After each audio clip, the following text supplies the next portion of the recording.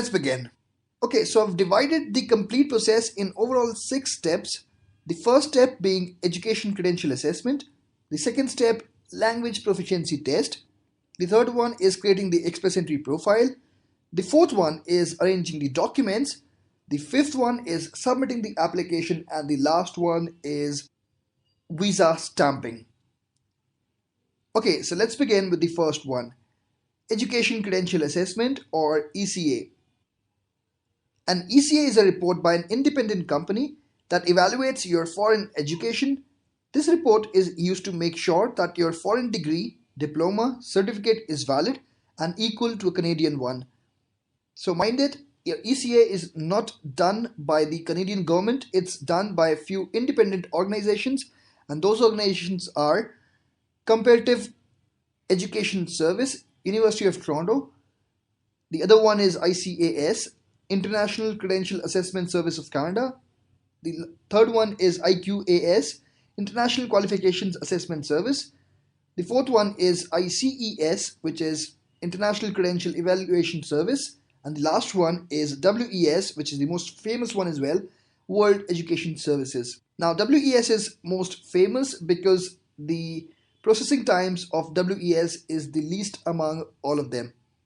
Okay, now the assessment is done for all the degrees, diplomas, doctorates of both primary and secondary applicants. So if you're applying with your spouse, ECA needs to be done both for you and your spouse.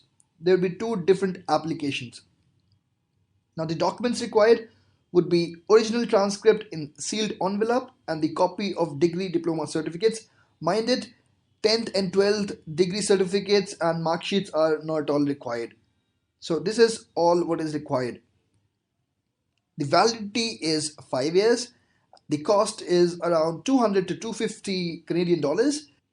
Processing times is 1 to 4 months. 1 month is the best case scenario if you apply through WES and everything go well. Even WES nowadays take around 1.5 to 2 months, while if you apply through the other organizations it's like 3 months to 4 months. So it differs from one organization to the other as well. So this was all about ECA. If you want to know more details, I've got a few videos. I'll provide the link in the description box below. You can check them out. Now, the second one, language proficiency test.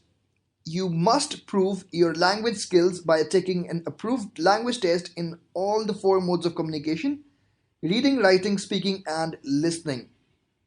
Test needs to be given for either English or French.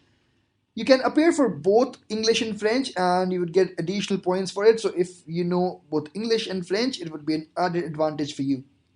Now, tests for English: IELTS general test, which is generally conducted all over the world; CELPIP general test, which is conducted in Canada, India, UAE, USA, and Philippines. In India, it has got only one test city, which is Chandigarh. So you don't have many options in India, but in the other 4 countries, you do have many centers. Test for French, TEF Canada and TCF Canada. Now the validity is 2 years from the date you get your test report, and the fee is around 250 Canadian dollars, while the time is around 1.5 to 3 months. The fee might differ from one country to the other, so you can go on and check the fee structure for your country for different tests. Now, I've given the time here as 1.5 to 3 months because I've taken 1 month as the preparation period and 15 days for the results. If you go for the IELTS, let's say computer-based test, then you do get it in 1 week or I think 4 or 5 days. However, if you go for the paper-based test, in that case, you get the result in 13 days. So also, you might not get your desired result in the first attempt itself, so you might have to reappear. In that case, it would take more time. Now, the first and the second steps are totally independent of each other, and to save time, they can be done in parallel. So this is a very common question. If we have to do the ECA first and then go for IELTS, no. Both are totally independent processes and it involves totally different organizations, and there's no link between these two. You can go ahead and give your language proficiency test, and also get your ECA at the same time. Okay, now the step 3, creating your Express Entry profile. There are a few prerequisites before you create the profile. You should have your language test score and your ECA report ready with you, which means your step 1 and step 2 should be implemented before you implement your step 3. So, based on your job duties, a NOC code needs to be chosen by you. What is an NOC code? NOC stands for National Occupation Classification, and it is a system to classify jobs which are grouped on the type of job duties and what a person does. So, if I take an example of the IT industry, a Java developer would have a different NOC code, a manual tester would have a different NOC code, someone in the DevOps would have a different NOC code, an automation engineer would have a different NOC code, and so on. After the profile is successfully created online, based on certain parameters like age, education, job experience, spousal factors, etc., you would score a certain number of points, and the total would be called your CRS score. CRS stands for Comprehensive Ranking System. You would receive an invitation to apply, which is called as an ITA, from the Government of Canada once the cutoff score equals or goes below your CRS score. So let's say that if your CRS score is 445 and when the next draw is conducted, the cutoff score is 449. So in that case, you won't get the ITA. Now, when the CRS score comes below 445 or equals 445, then you would get your ITA. So this is the complete concept. And apart from this, there's a concept of tie-breaking rule, but I won't get deep into it in this video at least. If your CRS score is well below cutoff scores, you can apply through different PNP programs as well. So you need not get disheartened if your CRS score is pretty low.